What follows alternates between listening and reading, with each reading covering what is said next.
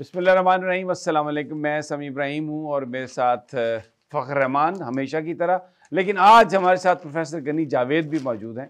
हम एक नई एक शुरुआत है, ख़बरें अखबारात की तो डिस्कस करते हैं, लेकिन प्रोफेसर साहब से पूछेंगे कि आज का दिन कैसा गुजरेगा, जो हॉरोस्कोप है। तो ज़रा थोड़ा ये एक इंटरेस्टिंग सी ये सेगमेंट होगा और आगे चलकर हम अगले एक आध दिन में ये नीचे एक नंबर भी आपको देंगे जिस पर आप अपना सवाल हमें व्हाट्सएप कर सकेंगे। अगर आप प्रोफेसर साहब से कुछ पूछना चाहते हैं तो वो भी हम इस प्रोग्राम में शामिल करेंगे। तो सबसे पहले ज़रा एक दो इम्पॉर्टेंट जो आज की जो खबरें हैं, आर्मी चीफ चले गए हैं, पहला दौरा है उनका अमेरिका, और फिर कल जो कोहाट में दंगल हुआ उसमें पीटीआई ने बहुत बड़े मार्जिन से मात दी है बिलावल भुट्टो को, क्योंकि जो जलसा था उसका साइज़ बिलावल साहब का तो बड़ा छोटा सा था। लेकिन जो सबसे एक इम्पॉर्टेंट खबर है आज जो हमारा मेन स्ट्रीम मीडिया बता रहा है, ये presidential decree to ease privatisation.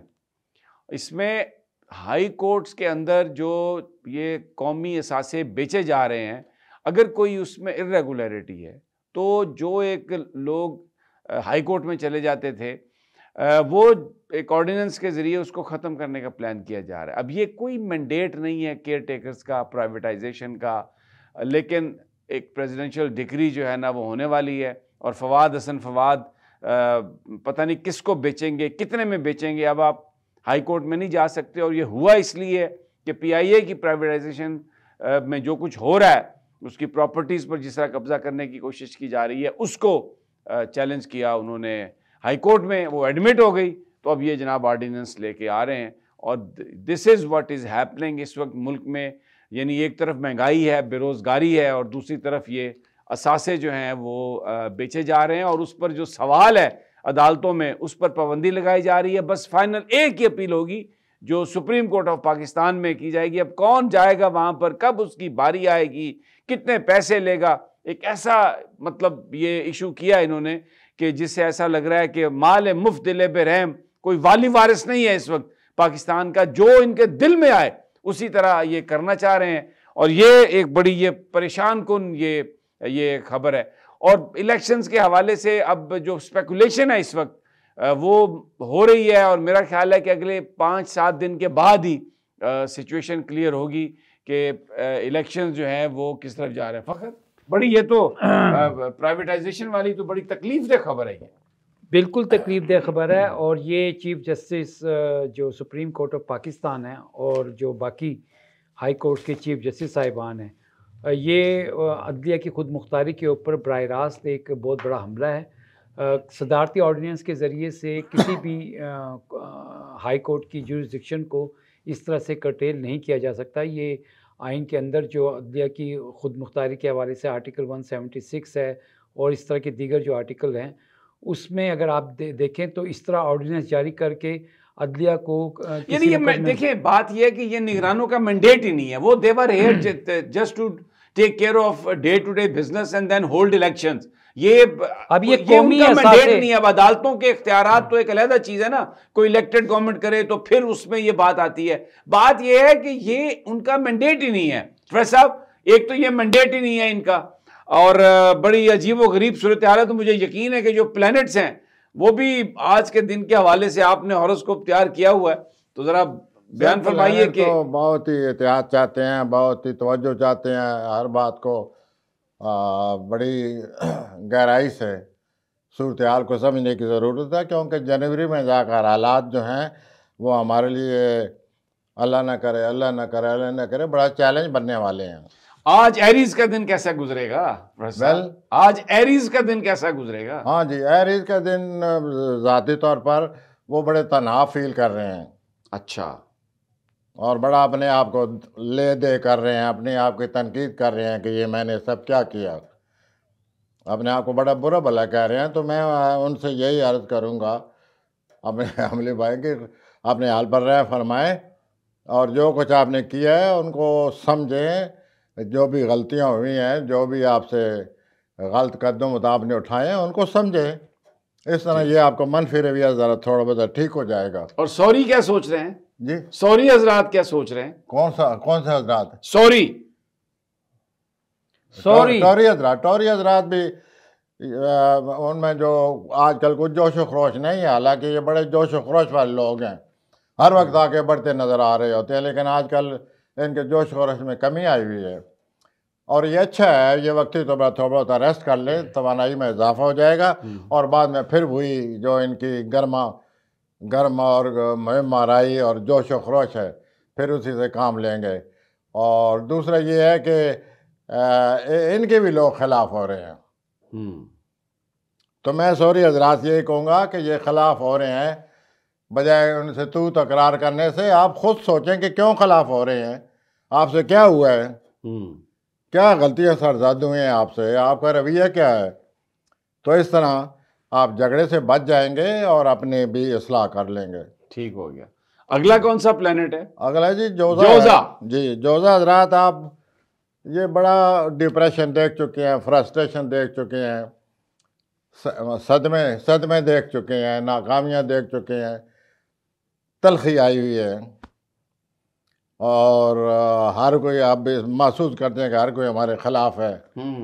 तो अजीब तलखी सी और बड़ी नाराजगी सी और गुस्सा आया हुआ है। But they need to calm down. Well, they need to calm down.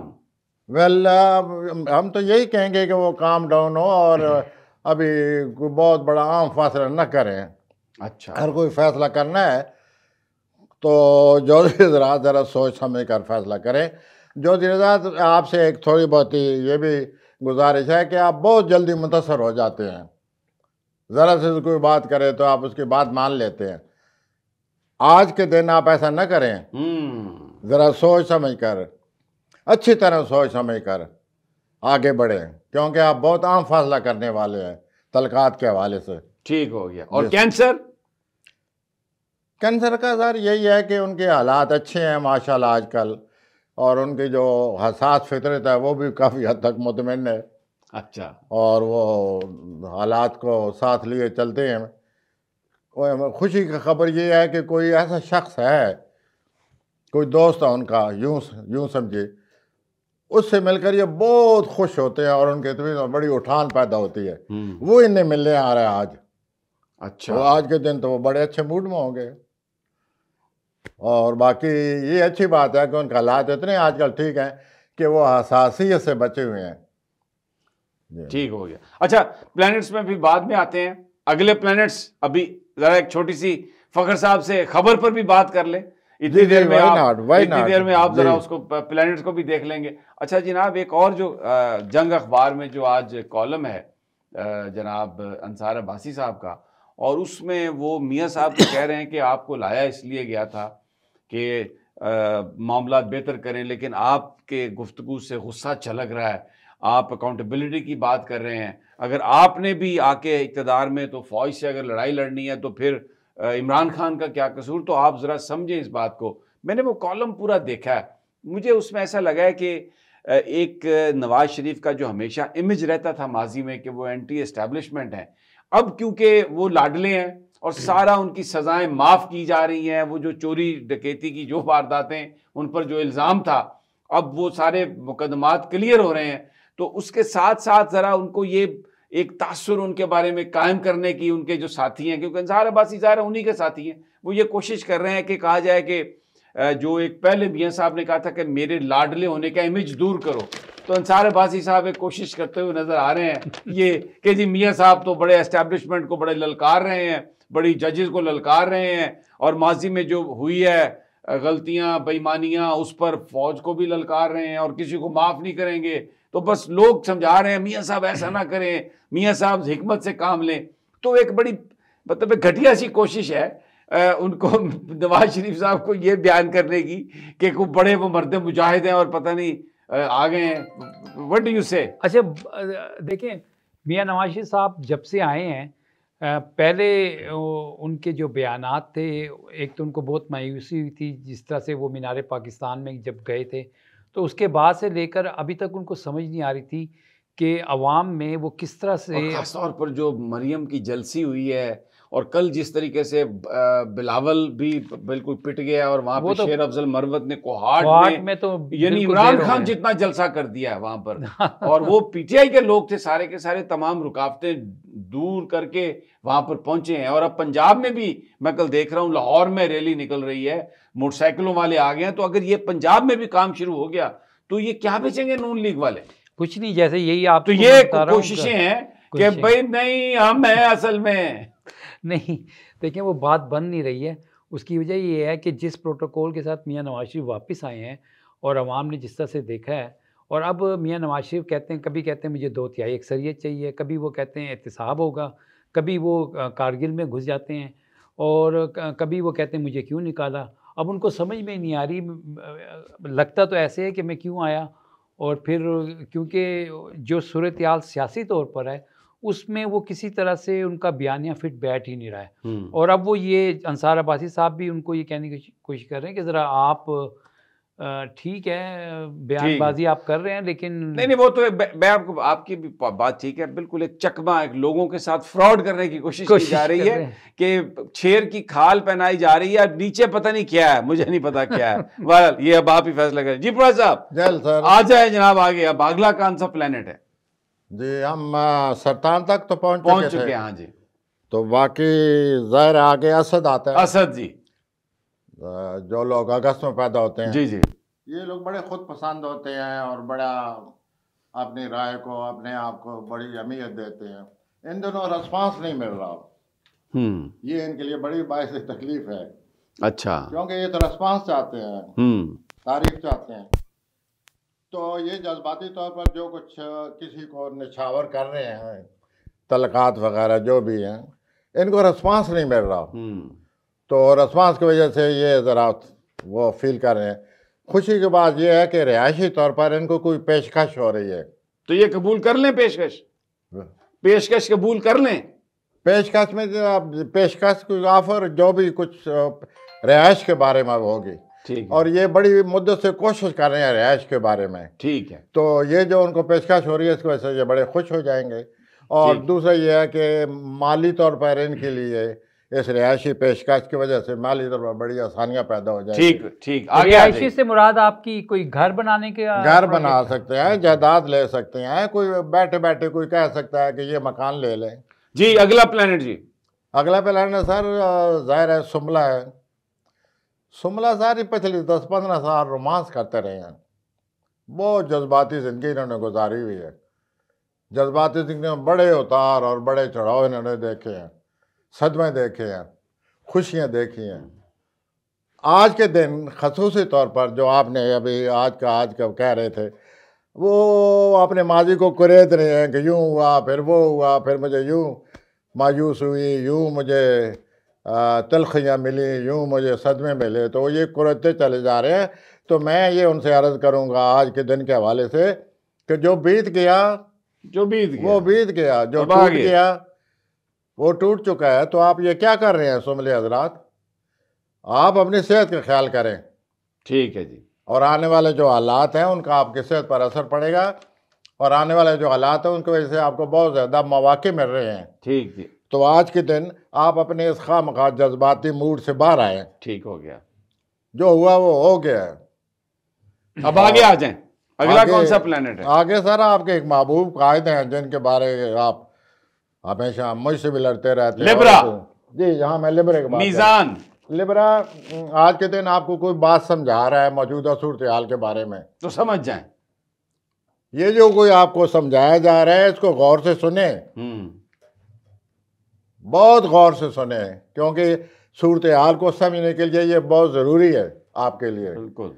Number 2, आप अंदाज़ा नहीं लगाते या अंदाज़ा किया ही नहीं आपने आज तक, आपको या मेरे जो सामीन हैं, नाजरीन हैं, उनको भी बड़े अजीब लगेगी बात, आज तक समझे नहीं है कि लोग आपसे क्या चाहते हैं। आप ये समझें कि लोग क्यों आपको पसंद करते हैं, क्या चाहते हैं, क्या आपको करना चाहिए, इसका जायज़ा लें। ये बड़ा ज़रूरी है, क्यों कि बहुत जल्द खुशकिस्मती आने वाली है। तो ज़रा अपने आप को तैयार करें। ठीक। और ये आपके लिए ख़ास तौर पर कोई ऐसी सूरत हाल आज बन चुकी है आज कि आप जो सूरत हाल को समझें कि क्या आने वाला आपके लिए। आगे आते हैं जी, बड़े सख्त बुरी की तरफ आते हैं, अकबरी हजरात की तरफ। ये लोग नौमौर में पैदा होते हैं, बड़े सख्त मिजाज होते हैं, इन दिनों एडवेंचर का सोच रहे हैं, इधर जाएं उधर जाएं, यूं जैसे मुहिम जुई कहते हैं और यूं अपना वक्त गुजारे। लेकिन मैं उन अकबरी हजरात से कहूँगा कि आज के दिन वो ऐसा ना करें। वो अपने शरकतकार की गौर से बातें सुने कि मुझे माली मामलात में क्या करना चाहिए। अगर उन्हें उसके बातें गौर से न सुनी और अपनी इसी पॉलिसी पर रहे कि चलो जी सैर करें, तो आपके माली हालात के बिगड़ने की वजह से आप पर बड़ा बुरा असर पड़ेगा। ठीक। अपने आप को बचाएं। ये स्कॉर्पियंस की बात कर रहे हैं? नहीं जी, मैं अकबरी हजरात की बात कर रहा हूँ, ताकि वो आपने समझे कि मैं माली हालात को क्यों नहीं तवज्जो दे रहा। आपको सैर की पड़ी हुई है और इधर आपके माली मामला जो हैं वो अपना सर उठाए हुए हैं। आ जाएं, आगे आ जाएं। आगे कौन सी हजरात हैं? कौन सी हजरात तो आजकल या तो रोमांटिक मूड में है, बहुत ज़्यादा रोमांटिक मूड है, या फिर उनको अपनी जो औलाद है, जो उनके बच्चे हैं, उनकी बहुत ज़्यादा उनके बारे में मसरूफ़ है। उनकी कोई ऐसी एक्टिविटी है, कोई ऐसी सरगर्मी है जिसकी वजह से वो बहुत ज़्यादा मसरूफ़ नज़र आते हैं। दूसरा, उनकी किस्मत बहुत अच्छी जा रही है, उनको बहुत अच्छे ख्यालात आ रहे हैं। लेकिन सितम ज़रीफ़ ही समझें या जो भी समझें, इतने अच्छे ख्यालात आने के बावजूद अपने बारे में, इन ख्यालात के बारे में बड़े शकूक व शुबात में गिरफ्तार हैं। ठीक। कौन सी हजरात या इन शकूक व शुबात से जान छुड़ाएं। आपको बहुत अच्छे आलारफ ख्याल आ रहे हैं आज, उनको अपनाएं। और बाकी बच्चों की जो खुशियाँ आपको आ रही हैं या आप सरगर्मी हैं आजकल, आपको मुबारक हों। और कैप्रिकॉन क्या कह रहा है जद्दी?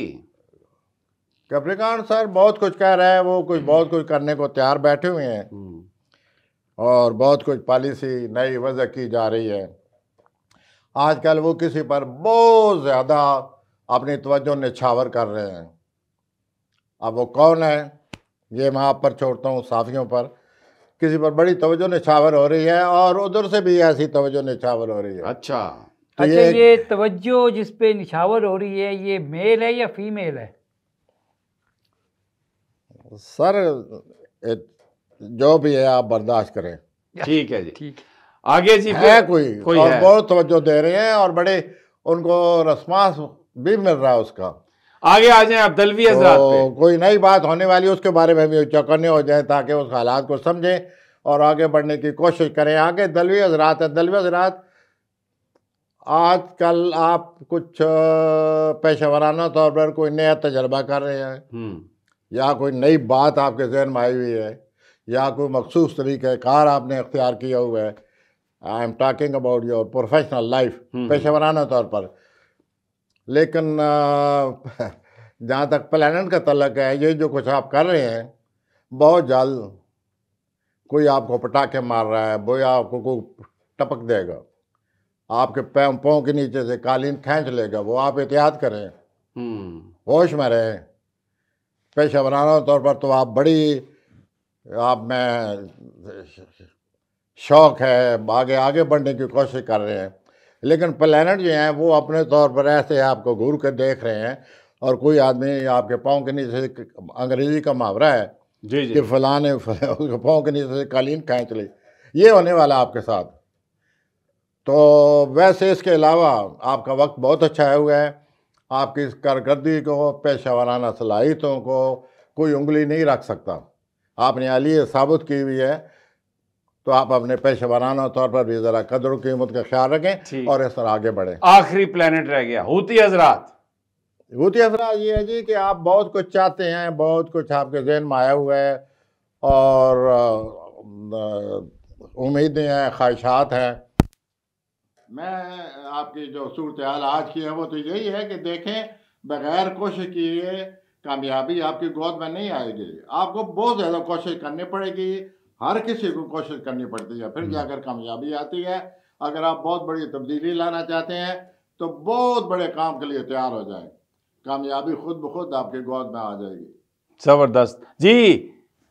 खबरें आज की जी, आप ऑलमोस्ट आपने दुनिया अखबार की आप देख रहे हैं लीड मेन स्टोरी है उनकी, है भी बड़ा इंपॉर्टेंट दौरा और आर्मी अमेरिका चीफ का का। दौरा है, पहला दौरा बताया जा रहा है। और इसके अंदर हमने देखा था कि अभी कुछ अमेरिकी वफूद भी आए हुए थे पाकिस्तान, और आजकल में भी एक्सपेक्टेड हैं।